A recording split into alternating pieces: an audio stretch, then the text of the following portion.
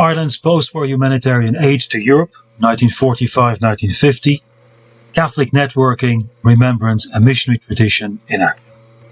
By Dr. Jérôme de Wiel, School of History, University College Cork, UCC. Dear ladies and gentlemen, the paper I'm presenting today is based on a book I'm about to publish very shortly with Central European University Press in Budapest. It is entitled Ireland's Helping Hand to Europe 1945-1950, Combating Hunger from Normandy to Tirana. It took 7 years to complete and is based on extensive research. About 216 archives were contacted across Europe. The topic is quasi-unknown in Ireland or on the continent. Irish historiography having focused on the controversial question of Ireland's neutrality during the Second World War and its insularity in the post-war years. The country's massive humanitarian efforts east and west of the Iron Curtain fell into oblivion.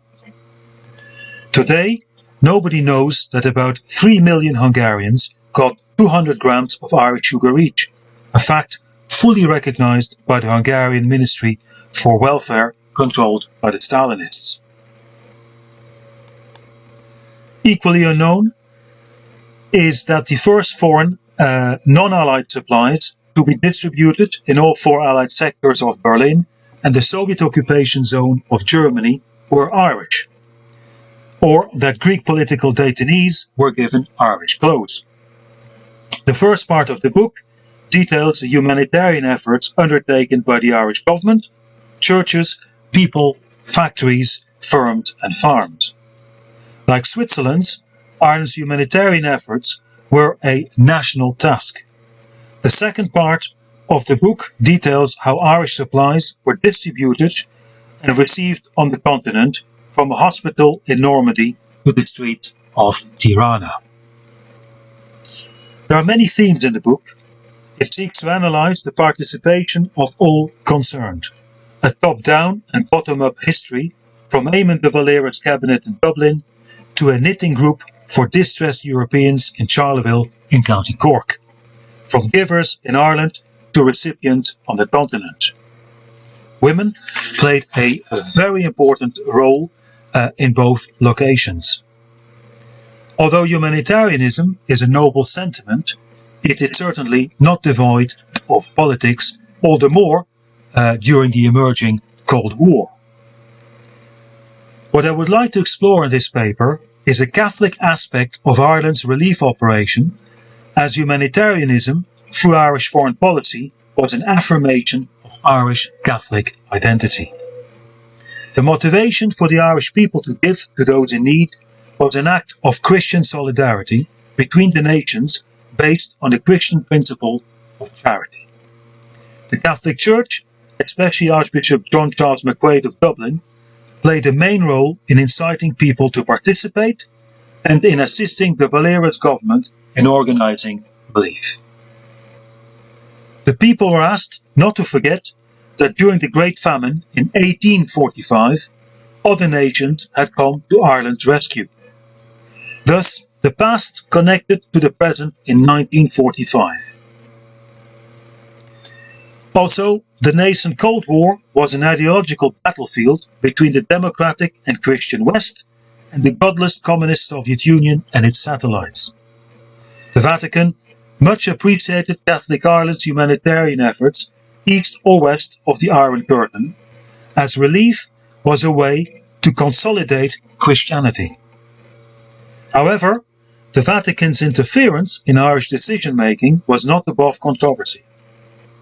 This paper will explore essentially, will focus essentially on the situation in Germany, a country seriously in need of help and re-Christianization and soul-searching after years of Nazism. It is necessary to set Ireland's aid into a wider international context. On 18 May 1945, in the Dáil, the Irish Parliament, Eamon de Valera announced a relief scheme of £3 million, approximately €126 million, worth in supplies divided into 5 equal parts between France, Italy, Belgium and the Netherlands. The 5th part was given to the International Committee of the Red Cross, which would look after aid in Central and Eastern Europe, including all 4 Allied occupation zones in Germany. It was that part which was going to be controversial, as Irish supplies would be distributed during the gradual communist takeover in those countries. The Irish government accusing the communist regimes of not giving enough to their Catholic populations, notably in Hungary and Yugoslavia. The Valera's initiative was unanimously approved by all parties in the Dáil. It was also decided to make no difference between helping the victorious or the defeated nations. In that, Ireland was closer to the philosophy of the International Committee of the Red Cross than to the approach of the Allies, who had initially decided to punish Germany and who did not put the feeding of German civilians on top of their agendas.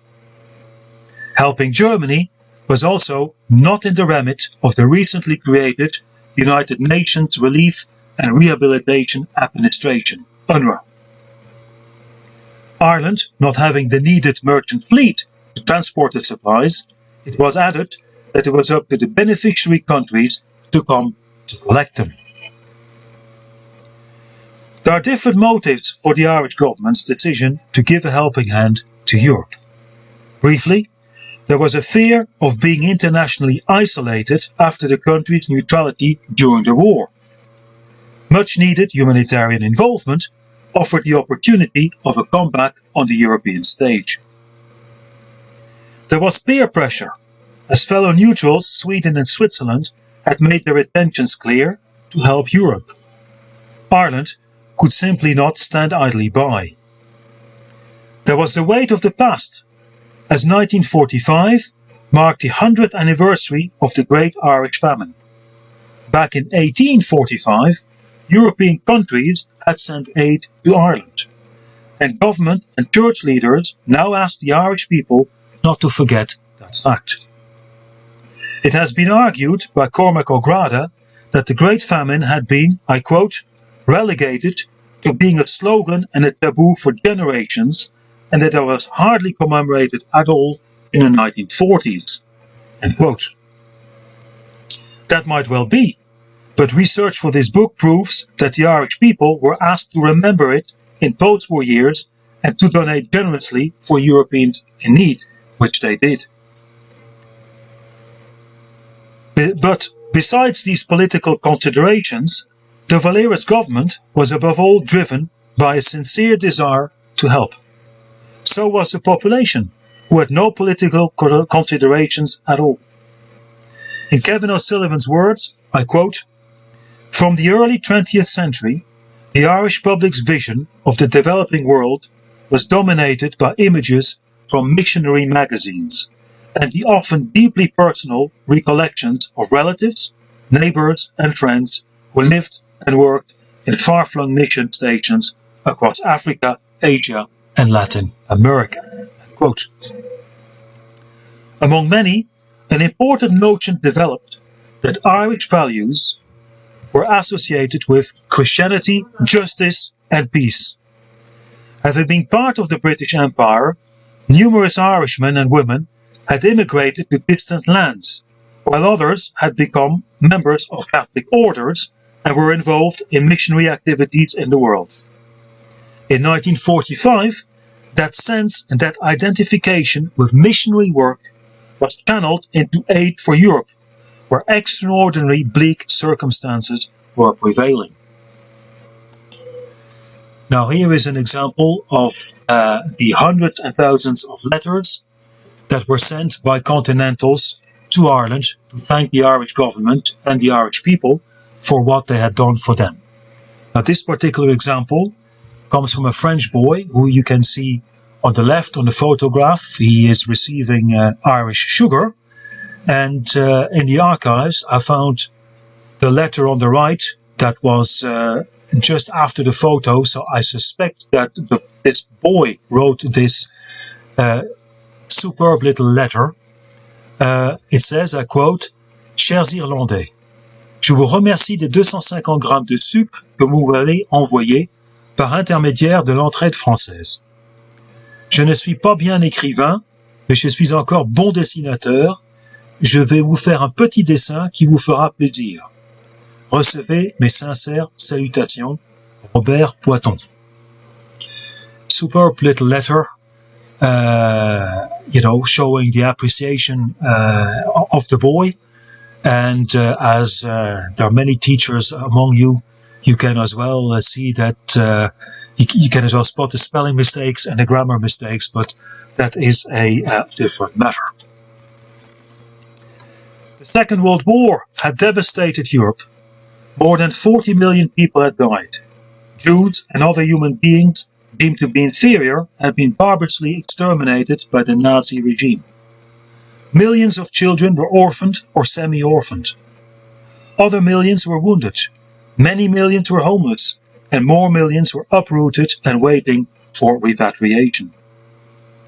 Besides this human misery, entire cities and towns had been leveled to the ground. There were 55 million cubic meters of rubble in Berlin. Walter Ulbricht, the future leader of Communist East Germany, described the city as, I quote, a picture of hell. 90% of Warsaw was obliterated. Much infrastructure was destroyed, like all bridges between Paris and the mouth of the River Seine, which would hamper relief operations. As the New York Times put it, Europe is in a condition which no American can hope to understand. It is the new dark continent. Unquote. In addition to that misery, other problems soon surfaced. Cold, disease, hunger, and failed harvests. About 2,500 calories daily of healthy food are required for a man to live well, and about 2,000 for a woman. But that was not the ideal case scenario. In June 1945, for instance, Germans in the American occupation zone had an official ration of around 860 calories. During the war, the Germans had joked, "Better enjoy the war, the peace will be terrible." Now, in 1945, 1946, the joke could no longer be enjoyed. And indeed, was there going to be peace? Indeed, rapidly after the war, the four allies were at loggerheads and the Cold War followed. Although initially not planned, Germany remained divided.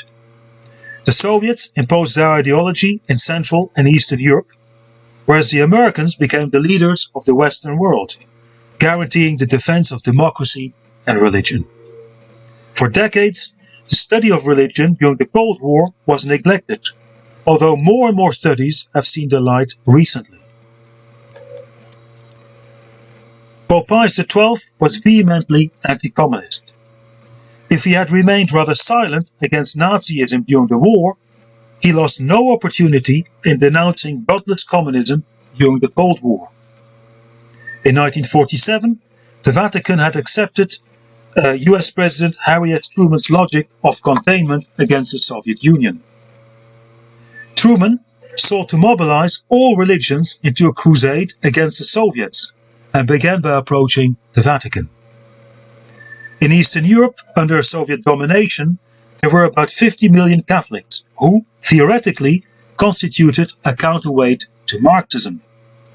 For the Kremlin, however, the Pope and his church were out for world domination and constituted a threat.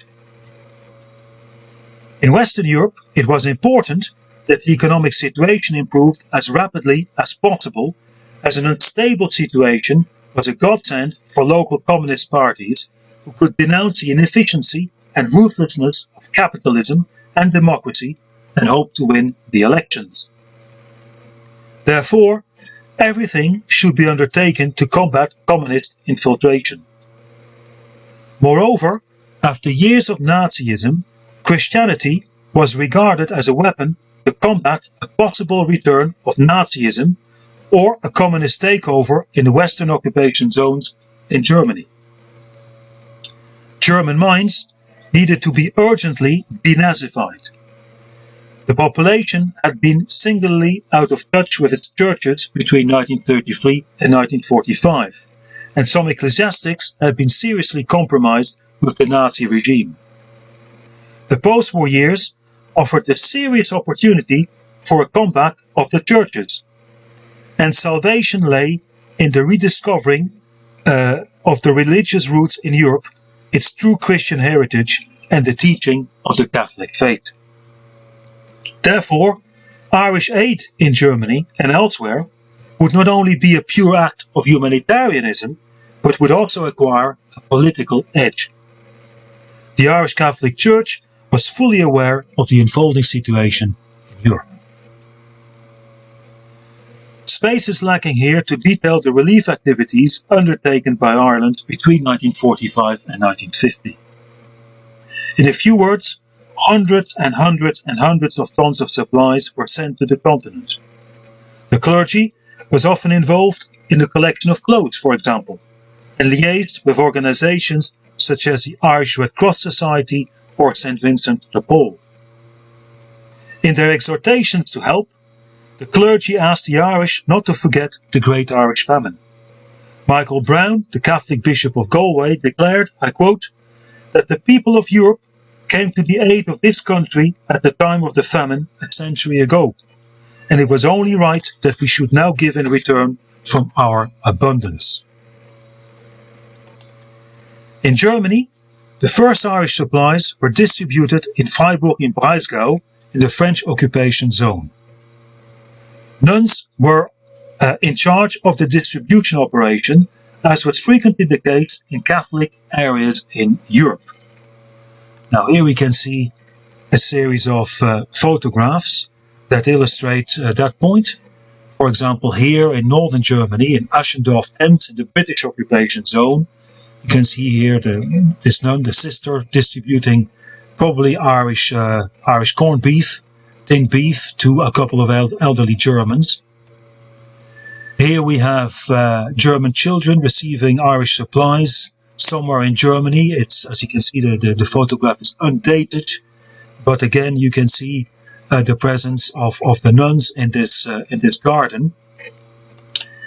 And finally, a picture from Austria, St. Anna's Orphanage in Steyr, Western Austria, 1946, in which Irish bacon was distributed to the young children. Again, you can see here a sister holding one of those children.